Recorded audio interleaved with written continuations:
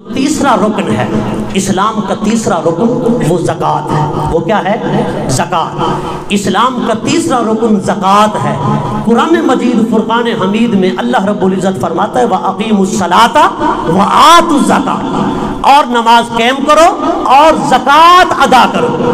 قرآن مجید میں کوئی 80 سے زائد مقامات پر اللہ نے نماز کے ساتھ زکوٰۃ کو ملا کر بیان فرمایا، اور یہ نماز کے ساتھ زکوٰۃ کو ملا کر بیان کرنا یہ زکوٰۃ کی اہمیت کو بتانا ہے۔ آج ہم نماز پہ بڑا زور دیتے ہیں۔ نماز اسلام کا اہم ترین رکن ہے، ایمان کی علامت ہے، اسلام کی نشانی ہے، لیکن زکوٰۃ کو بھی عام نہ سمجھے۔ زکوٰۃ بھی نماز کی طرح اہم ترین فریضہ ہے، رکن اسلام ہے۔ حضرات گرامی، زکوٰۃ کس پر فرض ہے؟ زکوٰۃ ہر اس شخص پر فرض ہے جو مالک نصاب ہو۔ جو کیا ہو؟ مالک نصاب۔ مالک نصاب کون ہے؟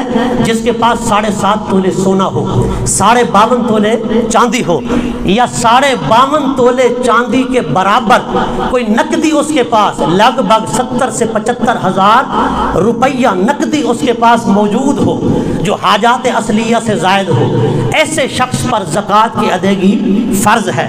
اور اس پر سال بھی گزر جائے، اگر 7.5 تولے سونا نہیں، 52.5 تولے چاندی نہیں، تھوڑا سونا ہے، تھوڑی چاندی ہے، کچھ نقدی ہیں، گھر کے اندر کوئی وافر سامان ہے، ہمارے گھر میں کپڑے ہوتے ہیں، برتن ہوتے ہیں، گھر کے اندر چارپائیاں اور بہت سا سامان ہوتا ہے جس کو ہم پورا سال استعمال ہی نہیں کرتے۔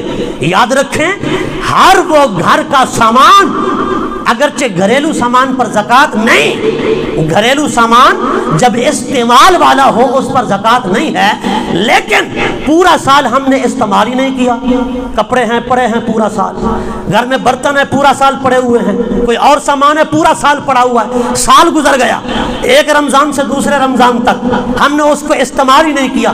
یاد رکھیں، ایسے سامان پر بے شک وہ گھریلو ہے، اس کی مالیت پر بھی زکوٰۃ فرض ہے۔ اگر یہ ساری تھوڑی تھوڑی چیزیں ہیں، ان کو جمع کیا جائے، تھوڑا سونا، تھوڑی چاندی، تھوڑا نقدی، گھریلو سامان اور چھوٹی بہت دکان بھی ہے، اس طرح سامان ملایا جائے، 52.5 تولے چاندی کی قیمت کو پہنچتا ہے لگ بھگ 70 ہزار کے قریب۔ تو ایسے شخص پر بھی زکوٰۃ کی ادائیگی فرض ہے۔ زکوٰۃ کے لیے سال گزرنا شرط ہے، سال سے پہلے زکوٰۃ فرض نہیں ہوتی، اور رمضان شریف میں دینا بھی لازمی نہیں ہے۔ جس دن سال ختم ہو اس دن زکوٰۃ ادا کی جائے، اور زکوٰۃ کا حساب شمسی سال سے نہیں عیسوی سال سے لگایا جائے۔ اور زکوٰۃ کے ساتھ یہ جو فصلات ہیں ان کی بھی زکوٰۃ ہوتی ہے، اس کو عشر کہا جاتا ہے۔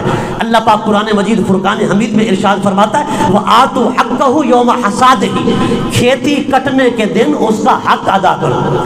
جس دن کھیتی کاٹو اس کا حق ادا کرو۔ تو کھیتی سے مراد صرف گندم نہیں ہے، آج لوگ گندم کا عشر ادا کرتے ہیں، نہ چاول کا، نہ کپاس کا، نہ گنے کا، نہ سبزیوں کا، نہ اناج کا، نہ دالوں کا۔ یاد رکھیں، ہر وہ چیز جو ہمارے کھانے کے استعمال میں آتی ہے، پھل ہے، فروٹ ہے، سبزی ہے، اناج ہے، غلہ ہے، جو زمین کی پیداوار ہے وہ تھوڑی ہے زیادہ ہے، اس پر عشر ادا کرنا فرض ہے۔ عشر ادا کیے بغیر اس میں سے کھانا، علماء فقہا بزرگان دین فرماتے ہیں ایسے ہے جیسے زندہ جانور کا آپ کوئی گوشت کا ٹکڑا کاٹ لیں اور اس کو پکا کر کھا لیں۔ اگر زندہ جانور کا گوشت کا ٹکڑا کاٹ کر پکا کر کھا لیا جائے، ملکیت تو ہماری ہے، مالک تو ہم ہیں اس کے، لیکن یہ حلال نہیں، یہ سراسر حرام ہے۔ جانور کو کھانا ہے تو تکبیر کہیں گے، 4 رگیں یا کم از کم 3 رگیں یا چاروں رگوں کا اکثر حصہ کاٹنا شرط ہے، تب جا کر جانور حلال ہوگا۔ بھلے مالک ہم ہیں، وہ جانور ہمارا ہے، لیکن اس طریقے سے حلال ہوگا، اس کو کوئی چوڑا کاٹ کے کھانا یہ حلال نہیں، حرام ہوگا۔ عشر ادا کیے بغیر، زکوٰۃ ادا کیے بغیر اس مال میں سے کھانا اسی طرح حرام ہے جس طرح جانور زندہ کا چوڑا کاٹ کر کھانا حرام ہے۔ لہذا عشر ہر چیز کا ہے، ہر طرح کی پیداوار کا ہے، اس پر بھی مسلمانوں کو توجہ دینی چاہیے۔ اللہ پاک ہمیں توفیق عطا فرمائے۔